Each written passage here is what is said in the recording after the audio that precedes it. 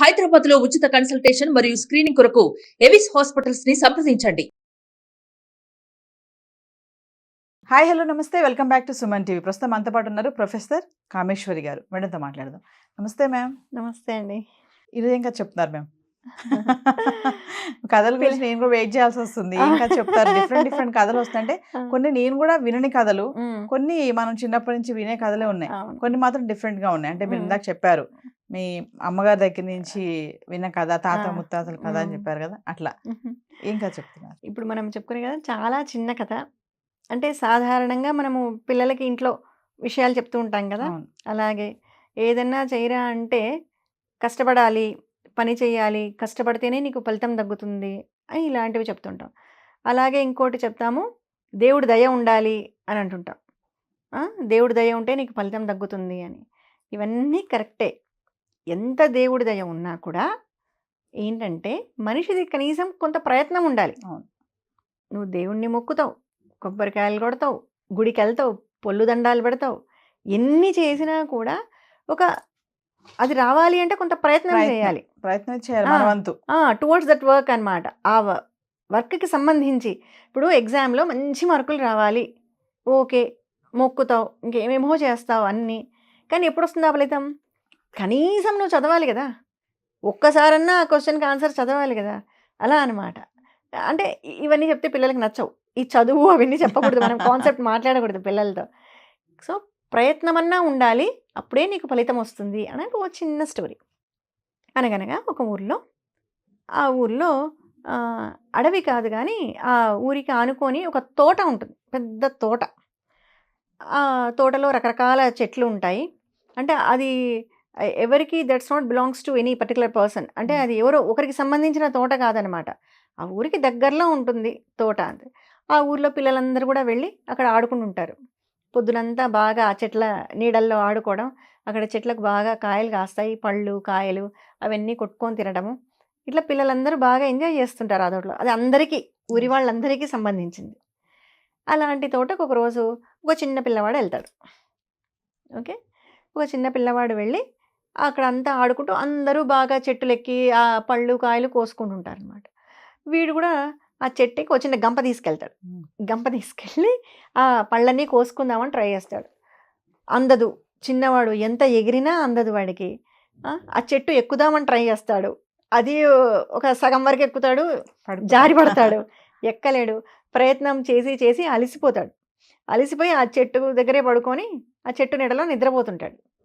నిద్రపోతుంటే ఇంతలో అక్కడికి ఒక పెద్ద కోతుల గుంపు వస్తుంది. అవన్నీ గుంపుగానే తిరుగుతుంటాయి ఎక్కువ, ఎక్కడికి వెళ్ళినా. ఆ కోతుల గుంపు వచ్చి అక్కడ చూస్తాయన్నమాట. చిన్నపిల్లవాడు కదా, పడుకొని నిద్రపోతున్నాడు. పక్కన చూస్తే గంప ఉంటుంది. అప్పుడు అవి అనుకుంటాయి, ఓహో వీడు ట్రై చేసినట్టున్నాడు పళ్ళకు, పాపం దొరకలేదు వీడికి అని చెప్పి ఆ కోతులన్నీ కలిసి మాట్లాడుకొని ఏం చేస్తాయి, కొన్ని కోతులు పైకెక్కుతాయి, చెట్టు పైకెక్కి ఆ కాయలన్నీ తెంపి కిందకేస్తాయి. కింద ఉన్న కోతులన్నీ కూడా ఆ కాయలన్నీ తీసి వాడి గంపలో నింపుతాయి అన్నమాట. కాసేపటికి వాడు నిద్రలేస్తాడు. నిద్రలేచి చూడగానే గంప నిండా పండ్లు. ఆనందం అయిపోతుంది వాడికి. ఇంకా అబ్బా అని, అయినా ఎక్కడి నుంచి వచ్చాయి, ఎవరిచ్చారు నాకు అని చూస్తూ ఉంటే దూరంగా ఆ కోతులన్నీ వెళ్ళిపోతుంటాయి. ఓహో ఈ కోతులన్నీ నాకు హెల్ప్ చేశాయా ఈరోజు అని ఆనందంగా వాడు ఆ గంప పట్టుకొని ఊర్లోకి వెళ్తాడు. ఊర్లోకి వెళ్ళి ఇంకా అందరికీ చెప్తుంటాడు, ప్రతి ఒక్కరికి నాకు ఆ కోతులన్నీ వచ్చి పళ్ళు కోసిచ్చాయి అని అందరికీ చెప్తూ వెళ్తుంటాడు. అందరూ వింటుంటారా? అందరూ ఒకేలాగా ఉంటారు కదా, అందులో ఒకడు ఉంటాడు సోమరిపోతు వెధవ. వాడు వింటాడు, అవునా ఇదేదో ప్లాన్ బాగుందే, మనం పోయి చెట్టు కింద పడుకుంటే కోతులే వచ్చి పళ్ళు ఇస్తాయా, నేను కూడా ఒక ట్రయల్ వేయచ్చు కదా, అలా వేస్తే నాకు కూడా గంప నిండా పళ్ళు వచ్చాయంటే అవి తెచ్చి నేను ఏం శ్రమ లేకుండా బయట అమ్ముకోవచ్చు అని వీడు ప్లాన్ వేస్తాడు. అని వాడు పెద్దవాడు, కోతులు పళ్ళు ఇచ్చింది చిన్న పిల్లవాడికి, వీడు పెద్దవాడు అనమాట కాస్త. వీడు పెద్ద గంప పట్టుకొని వెళ్తాడు. పెద్ద గంప పట్టుకొని ఆ చెట్టు కింద పెట్టి పడుకుంటాడు. వీడు కూడా చూస్తూ ఉంటాడు, దూరం నుంచి కోతులు వస్తుంటాయి, వెంటనే కళ్ళు మూసుకొని గట్టిగా పడుకుంటాడు. పడుకున్నాక సేమ్ కోతులు వచ్చి చూస్తాయి. అవి చూసి అయ్యో వీడింత గంప పెట్టుకున్నాడే, వీడికి కూడా పాపం అందలేదేమో, అవి అమాయక జీవులు, అవి మన అంత కన్నింగ్నెస్ వాటికి తెలియదు కదా. చూస్తాయి, చూసి అయ్యో వీడికి కూడా దొరకలేదు అని సేమ్ ఇంతకు ముందులాగే కొన్ని పైకి వెళ్తాయి. ఆ పండ్లు కాయలు అన్నీ కోసి కింద పడేస్తే ఇంకా ఆ చెట్టు పక్కన పెద్దది కదా ఆవిడ గంప, ఇంకా పక్కన ఉన్నవి అన్నీ తెచ్చి నింపుతాయి. నింపితే అవి తీసుకెళ్ళి వీడు బయట పోయి అమ్ముకొని బాగా దర్జాగా డబ్బు సంపాదిస్తాడు. నెక్స్ట్ డే మళ్ళీ వస్తాడు, ఇంకా ఇది ప్రాసెస్ మొదలు పెడతాడు, ఇదేదో బాగుంది అని చెప్పి మళ్ళీ వస్తాడు. మళ్ళీ సేమ్ అక్కడే పెట్టి పడుకుంటాడు. పడుకొని మళ్ళీ కోతులు వస్తాయి. ఇంకా వీడు రెగ్యులర్గా చేస్తున్నాడు ఈ ప్రాసెస్. అంటే ఇది రెండో రోజు చేస్తే వీడికి డౌట్ వస్తుంది, అవును ఈ కోతులు ఏం చేస్తున్నాయి చూద్దాం ఒకసారి అని మెల్లగా ఇలా ఒక్క కన్నతో చూస్తాడు. చూసేసరికి అదొక చిన్న పిల్ల కోతి గమనిస్తుంది. అమ్మో వీడు నిజంగా నిద్రపోవట్లేదు అని అన్నిటికీ చెప్తుంది.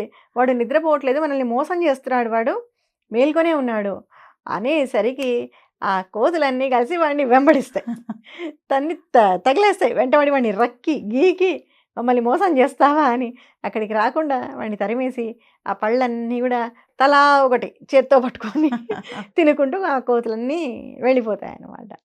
అలా ఆ చిన్నపిల్లవాడు ప్రయత్నించాడు కనీసం దానికోసం, వాడికి అందలేదు, అందుకని వాడికి ఫలితం దక్కింది. కానీ వీడేం చేశాడు, దాన్ని యూజ్ చేసుకోవాలనుకున్నాడు. అవి చేసే సహాయాన్ని అన్డ్యూ అడ్వాంటేజ్ అంటాం కదా, చేస్తున్నారు కదా సహాయం అని అలాగే ఇంకా వాళ్ళని ఉపయోగించుకోవాలనుకోకూడదు. ఒకరోజు వచ్చింది, 2 రోజున్నా నువ్వు కష్టపడాలా వాటి కోసం, అసలు ఏ ప్రయత్నమూ లేకుండా హాయిగా పడుకొని అనుభవించాలి అంటే అది జరగదు. ఒకరోజు జరుగుతుందేమో, ఒకరోజు లాభం రావచ్చు, కానీ రెండో రోజు రాదు, ఎప్పటికీ రాదు. అది మనుషులు అలాగే ఉన్నారు కదా మేడం, ఒక్క ఏదో చేస్తున్నాడు కదా అని యూజ్ చేసుకుంటా ఉంటారు లాంగ్ లైఫ్ లో. అవి పాపం తెంపిస్తున్నాయి కదా అని వాటిని ఉపయోగించుకోవాలనుకున్నాడు. పైగా తను అక్కడ ప్రయత్నమే లేదు, కనీసం తనకు అందుతుంది, పెద్దవాడు తను తీసుకోగలడు, కానీ ఏ ప్రయత్నం చేయకుండా లాభం పొందాలని చూశాడు. నమస్తే. నమస్కారం అండి.